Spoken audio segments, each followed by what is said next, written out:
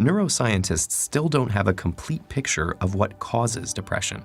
It seems to have to do with a complex interaction between genes and environment, but we don't have a diagnostic tool that can accurately predict where or when it will show up.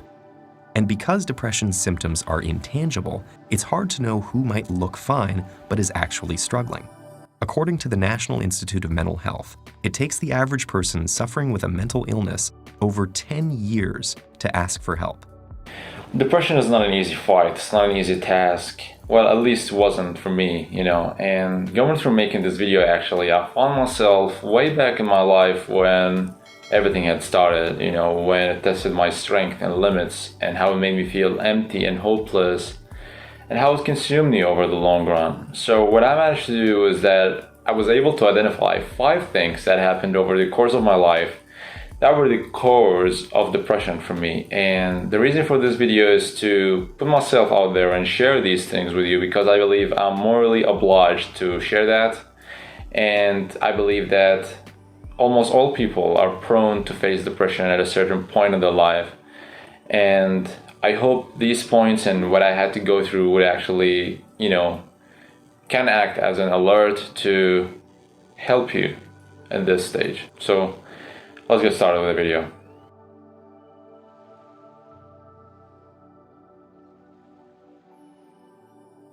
Hello again, this is Leo. If you want to know more about me, check on the description box. That's all. Starting with point number 1, and I believe that I had to let go of the habit of expecting that I would feel good all the times. You see, I thought that dealing with depression would be a fast process. And every time I was having my happy days, or let's call it bliss days, where I felt like super happy, so energetic and engaging and all of that, I was afraid that I might be slipping back to the dark days soon. I was afraid that these happy moments won't last me because eventually I'd find myself in that black pit hole, which is depression. And what I realized is that depression also has its own good days, bad days, and worse days, for that matters. So the moral of this point is that as long as you're aware of that and you're actually here trying is by itself a huge step forward, and to expect that everything around you will be just pure happiness it's not going to happen. Pure and simple, it's not going to happen, because it's all about balance, and that's life. Life has its own ups and downs, and we have to go through it. Moving on to the second point, or the habit that I had to let go of, and that was refusing to forgive myself.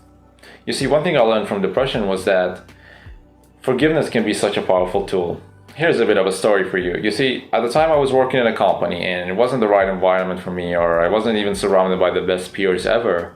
So what ends up happening was that I developed lots of anxiety and my depression levels went so high to a point where I simply had to quit. I just resigned and moved on. So a bit after that, regret started to kick in, and I started to blame myself for taking that decision. And what's made things even worse was that I was known to be the smart kid. I was known of making good choices and decisions. But thankfully, I realized later that whether I made that decision impulsively or not, logically or not, and for anyone else out there, shouldn't be my case. If it's meant to make you feel less stressful, if it's meant to make you heal a bit, it's really fine, because no one will take care of you the more you take care of yourself. And if it's meant to leave a person or leave a job for the sake of fulfilling that, then it's fine. It's really fine. You just forgive yourself and move on and focus on your path of healing. Now, moving on to the third habit that I had to let go of, and that was expecting that all people around me would understand me. You see, at the time I was living with my parents and I was completely isolated in my bedroom. I was eating, drinking, sleeping, doing everything that I can do in my bedroom, refusing to engage even with my parents and of course with my friends. I even told my parents that if any of my friends decided to show up, just give him any alibi, so that I can stay in my room and not see anyone. So after a while, I decided to kind of take matters in my own hands and to research what's going on with me. So after a bit of research, I realized that I was falling into the category that's called dysthymia, which is a fancy term for high functioning depression. In other words, I can still show up, do my task and work wearing a happy face if it's needed, but deep down I'd still be overwhelmed and depressed and and so much anxiety within me. So days went by and I kept reading about this, trying to figure some stuff out. And fast forward, I think 1 week later, or 2 weeks, I can't really remember, but one of my friends actually decided to check in upon me, and my parents allowed him in. And I don't know why, maybe they felt that something was off about me. So long story short, I had this conversation with my friend and I elaborated my feelings and everything that I was going through. And immediately after that, I started to feel much better. So the moral of this whole segment is that you don't need to have all people around you to understand you. As long as you have at least one person in your life whom you trust and you confide to share yourself with and elaborate your story with, because this will actually make things even much better. And I'm speaking from a place of experience, and literally talking to this friend was a huge step forward for me and a huge burden that was off my chest. Sliding into the fourth habit that I had to let go of, and that was trying to control everything. You see, I was a bit of a control freak. I was trying to control everything around me, making it as perfect as possible and trying to change situations, for my favorite and all of that. But unfortunately, with that came a lot of stress that obviously added up to my depression and anxiety. But I also realized that there are some things in life that I can't really control no matter what I do, However, I'm in control of many things that can help me to reach to what I want to do. For example, I'm in control of my, on how I manage my free time. I'm in control of my habits. I'm in control of my daily routines and all of that, just to name a few. So the moral of this whole point, accept the fact that there are certain things in life that you would never change no matter what you do, but it's much more advisable and wiser to pay attention to your own journey and pave your own path and focus on the things that you have full control at.